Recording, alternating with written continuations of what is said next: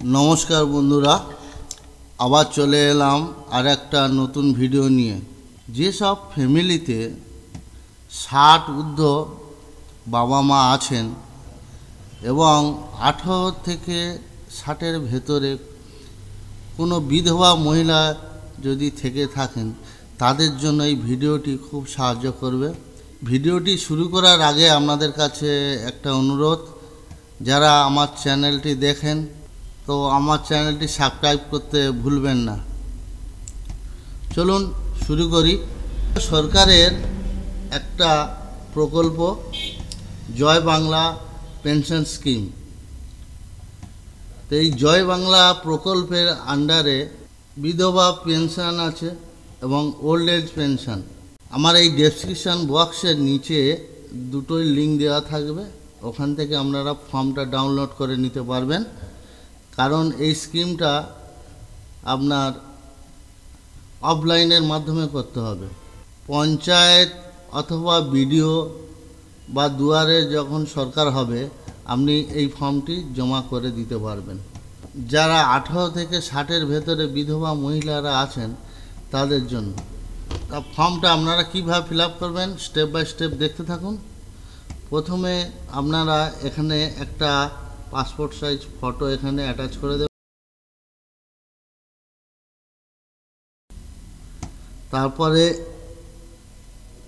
Applicant name, আবেদনকারীর নাম, এখানে নামটা আপনারা লিখে দেবেন। এখানে স্বামীর নামটা লিখে দেবেন।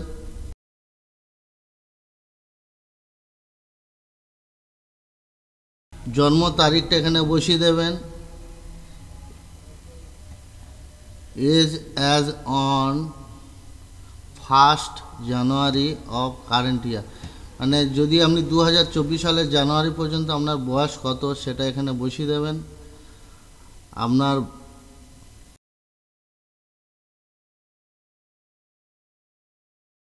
এখানে আপনার পিতার নামটা লিখে দেবেন, মাতার নামটা লিখে দেবেন। আপনি যে কাস্টে বিলং করেন না কেন সেই কাস্টটা এখানটায়।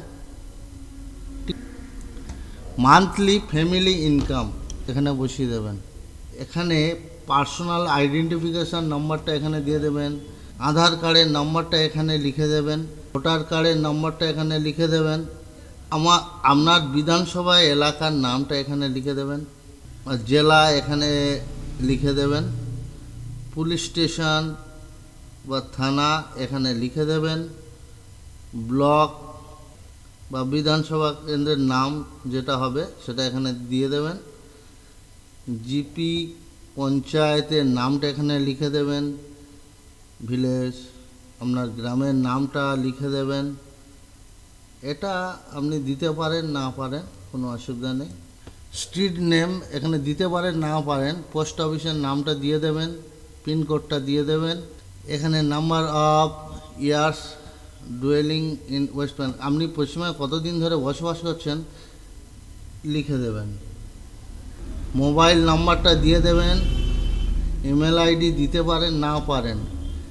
এরপরে ব্যাঙ্ক অ্যাকাউন্ট ডিটেলস, এখানে আপনার ব্যাংকের ডিটেলসটা লিখে দেবেন।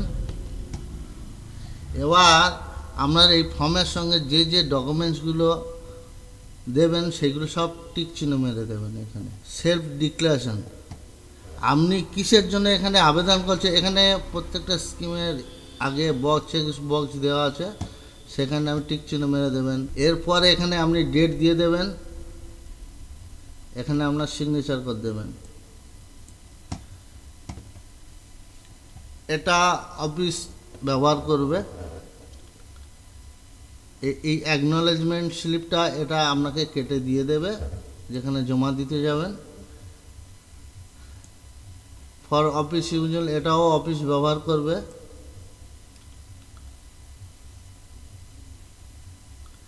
এরপর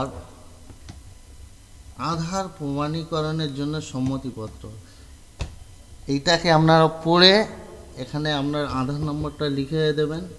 দিয়ে এখানে স্বঘোষণাপত্র, বিধবা ভাতা পাওয়ার জন্য এইখানে এই ফর্মটা আপনারা ফিল আপ করে দেবেন। ফর্মটা ফিল আপ করে এরপর এর সঙ্গে যা যা সাপোর্টিং ডকুমেন্টস দেবেন দিয়ে আপনার নিকটবর্তী বিডিও অফিস, পঞ্চায়েত অথবা দুয়ারে ক্যাম্পে আপনারা জমা করে দিতে পারেন। যদি ভিডিওটি আপনাদের ভালো লেগে থাকে তাহলে সাবস্ক্রাইব করার কথা ভুলবেন না।